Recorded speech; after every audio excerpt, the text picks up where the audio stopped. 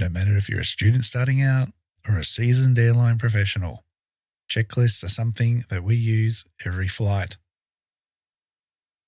Whether it's a checklist, a flow, or a memory item, these tools are the backbone of cockpit discipline and standardisation. But when do you use a flow, or a checklist, or just your memory? And what about emergencies? Well, we're going to run through all that and more coming right up. So strap in and let's get into it. Good morning, 7614, 95 Mallow 7 POB with altitude. Coordinating, Alan, I'm running bank balance, bank pressure rolling at 30 degrees. That's 30 degrees there. Stand by star 9000, 1013, K525. G'day everyone and welcome to episode 182 of the Flight Training Australia podcast. The podcast all about flight training and flying around Australia and beyond. G'day, my name's Trent Robinson and thank you again for joining me for another wonderful episode. At least in my opinion anyway. Hope you've had a wonderful weekend, a wonderful week. Lots been going on out there in the aviation world. New airplanes starting to show up around the airlines. Jobs starting to open up again. The wet season approaching. And I'm on leave for 2 weeks. You little beauty. I am in Tasmania and, well, it will be this evening anyway. About to head off soon. Off for a couple of weeks of rest and relaxation and a bit of a winter wonderland getaway, I guess you could say. Been looking at the forecast and for a Darwinite, like myself and my wife here, enjoying 33 plus degrees each week to, well, it says 14 and then 7 and, different places of Tassie, but it's that feels like temperature forecast that I don't like. It's like 2-3 degrees and then heading up towards Cradle Mountain Way, a few minus 2s and 3s at various times of the day. So I am going to find that very interesting, but it's only fair. I figured when you guys come up here to Darwin and fly, you struggle with the heat. It's really hot and stifling. So it's only fair that I reciprocate the experience and try and go the other way. But it should be fantastic. Looking forward to it. We've got the RAAA conference, which is going to be on Wednesday evening and Thursday. And looking forward to meeting up with everybody there and talking about all things aviation, as well as the traveling and the sightseeing and whatever else. I might pop out to Cambridge and say goodbye, see what's happening there. And I don't know. Otherwise, going to be laying low for a little bit. So probably won't have another potty out for a week or two. I do apologize for that. But if I can knock something up, I will. But otherwise, yeah, just going to be taking a bit of a break so I don't burn out and come back ready and willing to go. Speaking of the RAAA, that's the Regional Aircraft Association of Australia, doing fantastic work, representing smaller aviation bodies from, charter organisations to regional and flight training organisations as well. And you will possibly have heard about the issues regarding standby time and standby duty or standby pay after a corporate air charter case went by Fair Work and looking at the pilot award.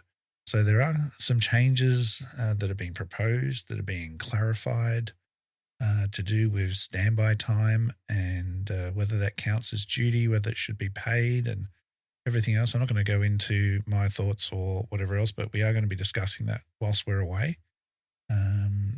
as well as other things. So I will look to report back on all that when I get back and let you know what's going on, and maybe even a little piece to Instagram or something else whilst I'm away at the conference.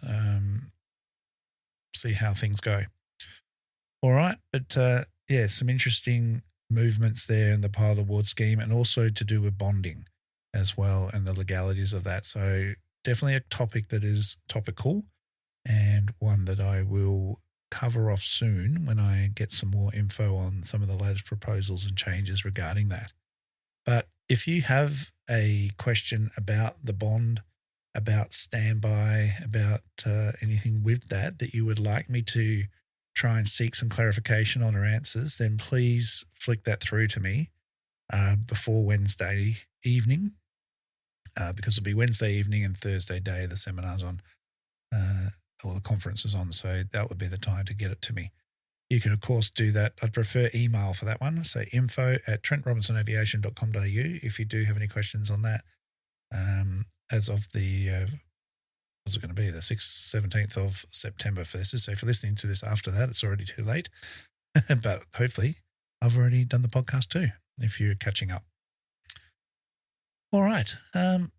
So I thought after doing some checks and OPCs and that sort of thing lately, looking at checklists always gets a bit confusing sometimes as to when checklists should be made. And for example, when I do the GA transition course at the moment, the company Air Frontier, whose aircraft I'm using at the moment, when my students open up the checklist, and when I say open up, it's one A5 sheet, double-sided, but pretty much the main checks are all on the front side. And they'll note that some checks aren't there. For example, engine start. Right? It's not on there. It's only after start, and that's where it starts on the actual checklist itself. And this confuses people a little bit because obviously if you were to open up the pilot operating handbook, you would find a how to start the aeroplane checklist. And this is probably one of the first abbreviated checklists that they've come across, because normally in flight school, you will have a kind of read and do style checklist. And this is where the differences start to come out. All right. So if we were to start kind of at the most detailed version of checklists, we're going to have something like either the pilot operating handbook, which will have a checklist in the beginning in the normal operating section. But if we go further into the POH, a few chapters along, you'll find more of a expanded version of that, which is really going into the nuts and bolts. And for new students that haven't sort of realized that or seen these things, they tend to be represented in larger companies in something called the FCOM. And the FCOM stands for the Flight Crew Operating Manual. And it is written for each aircraft. And if I were to go to a particular company, I would be able to get a copy of that FCOM, and I should be able to read it. And if it's expansive enough and done correctly, I shouldn't have any issues or questions on how they want me to operate that aircraft in all phases of flight. So normal operations, emergency operations.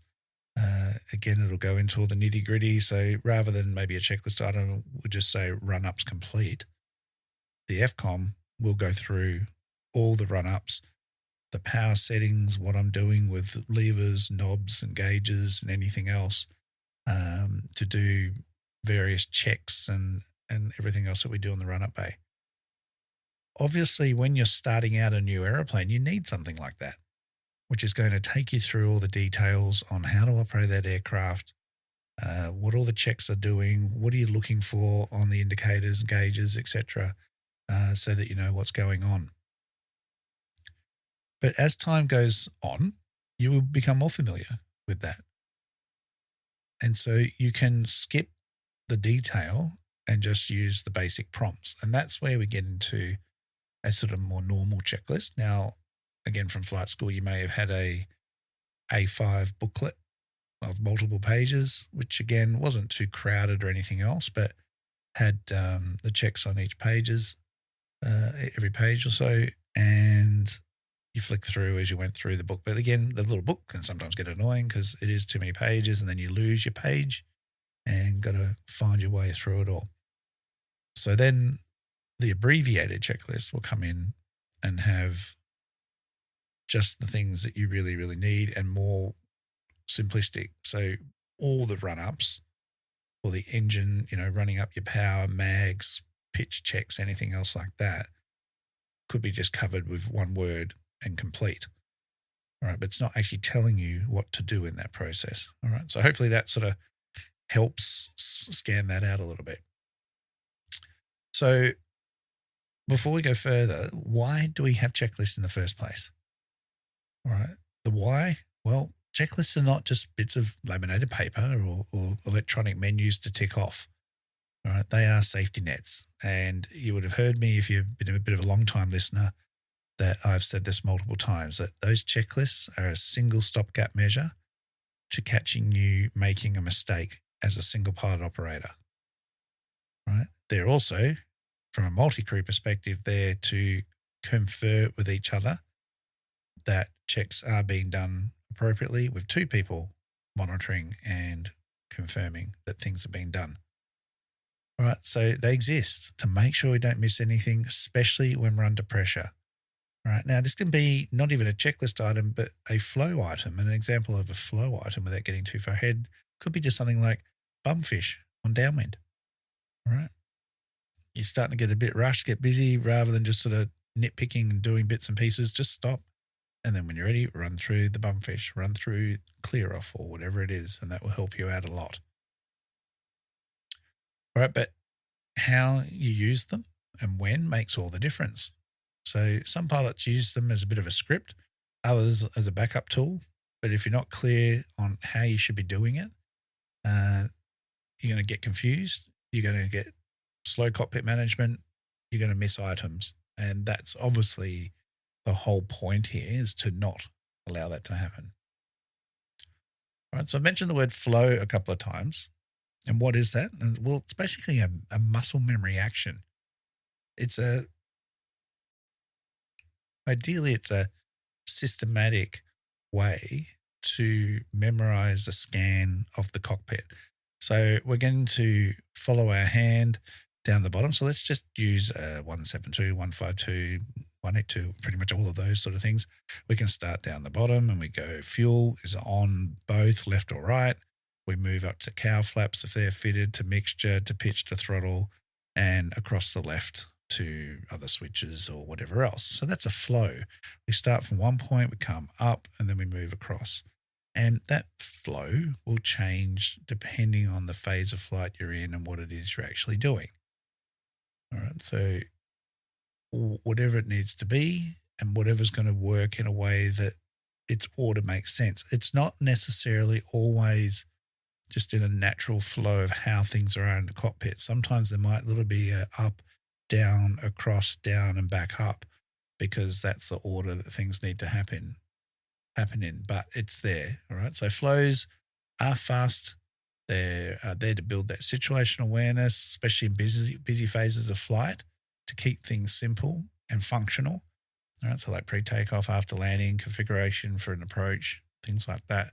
But the catch is a flow is without a checklist. It's just a memory game. All right. And we are still fallible.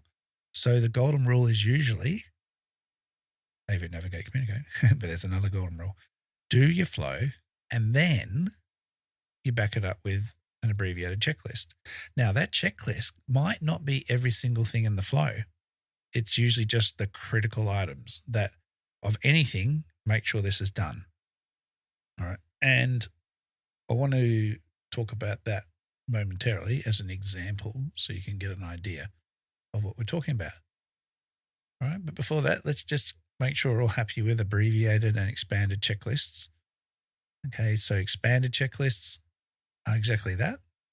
They're the training reference versions. All right. So when you're new to an aircraft, you want as much detail and information as possible, but you don't want to be sifting all through that in the cockpit when you're trying to go flying routinely. It's just too much information and you don't need it all.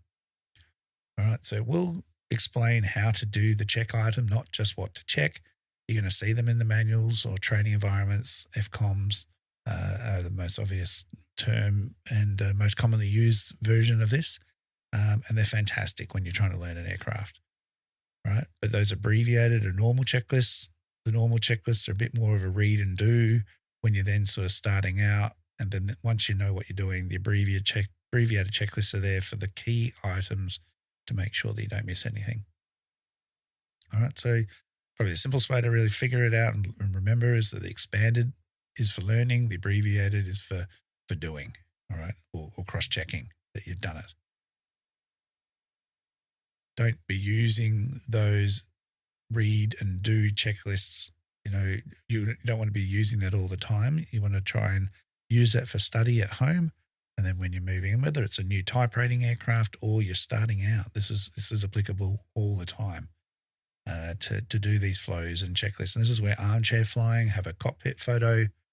You had heard me mention things like paper tigers before, where you've literally got a photo of the cockpit, the overhead panel, the center console panel, however complex or simple your aircraft is. This is a method anybody can use to help remember and learn these checks, where your eyes are looking, what does the gauge look like, how is the information presented on the gauge. All of this armchair flying stuff can just pay dividends when it comes to your next flight, and being organized and having that cockpit organization and skill sets to know what you're looking at and what you're trying to touch and what you're doing with it, and save you that time faffing about.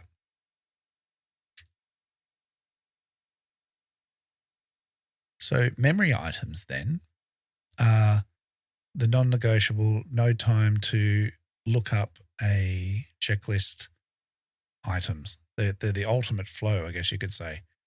All right, so these are actions that you must do immediately without delay before there's any time to pull out a checklist. Now, things like engine fire after takeoff, stall recovery, loss of pressurization. All right, you don't have time to flip pages in those cases. So these are ingrained, trained responses that need to be instant. All right, engine failure after takeoff. First thing you do, nose down. All right, why? Because airspeed wipes off really, really quick, and bigger problems coming if we don't do anything about that. All right, but again, the memory items need to be few and the most essential things, really, really simple. If we start throwing in a whole heap of stages in a memory emergency, it's just too much. You can't memorize the whole manual.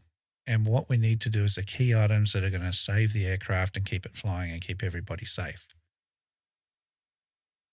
Now, I have seen non-emergency items of flows and checklists where they have been excessive, like some 10, 11, 12 items on a lineup checklist, when we should be focused with our eyes outside and lining up on a runway, not head down checking things that just don't need to be checked. All right, but that's going to be another episode. So remember, immediate actions. Once that's done, the aircraft's flown to a safe area, we always then pull out the QRH, or the Quick Reference Handbook, the checklist, and perform the actions again and make sure that we haven't missed anything. Really, really important. All right, so how to do flows, checklists, and memory items when they all fit together. Flows, get the cockpit set up nice and quick and consistently. Checklists, back everything just in case we did miss something. And the memory items are there when we don't have the luxury of time. All right, it's not one or the other. It's a layered system of defense to make sure that we don't stuff up and miss something out. All right, so the other thing to remember is when we're doing flight training from a basic model, you might be flying an aircraft that, look, let's face it, it's not that hard, right? But this is getting you ready for flying something later down the track that is a bit more complicated, more disciplined, more crucial, that you don't miss steps. So use the checklist, pull it out at the appropriate phases of flight. Make sure you cross-check your flows so you don't get yourself into trouble. If you get interrupted, stop, restart. All right. You don't want to convince yourself that you've completed the checklist when you did get interrupted and moved on to other things. All right. At the end of the day, they're not just procedures, they're part of your aviation safety culture. All right, so just remember that flows, checklists, memory items are how we keep our standards consistent. Remember talking about being the best we can be last episode. This is one of those things that we really want to make sure we do. Staying across our crews, our aircraft types, and our operations, be it daytime, nighttime, IFR, VFR, single pilot, multi-crew.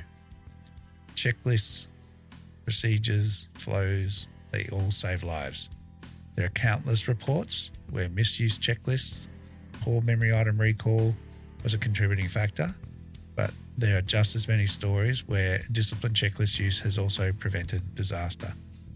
And we're going to talk about that a little bit later. All right, so next time, think about your own discipline with your flows, have a look at your checklist and ask yourself, is it working for you? Is it expansive enough? Do you even have an FCOM, a QRH, a proper setup that might need reviewing? And, take the time to do it so you've got something there. All right, that's it for this week's episode. Thank you for joining me. And again, as I said every other time, if you found this useful, if you found it helpful, please share it, tell a friend. I'm available everywhere: YouTube, Spotify, Instagram, Facebook, and Apple Podcasts, all the other places that you find quality social media. I will be there somewhere. Until I return, please stay safe. Have a wonderful time flying. Enjoy your careers. Enjoy your day aviating or whatever it is that you are doing. And I will see you when I get back. All right, guys. Until then, stay safe. Use your checklists. And remember the golden rule. Aviate, navigate, communicate. See ya.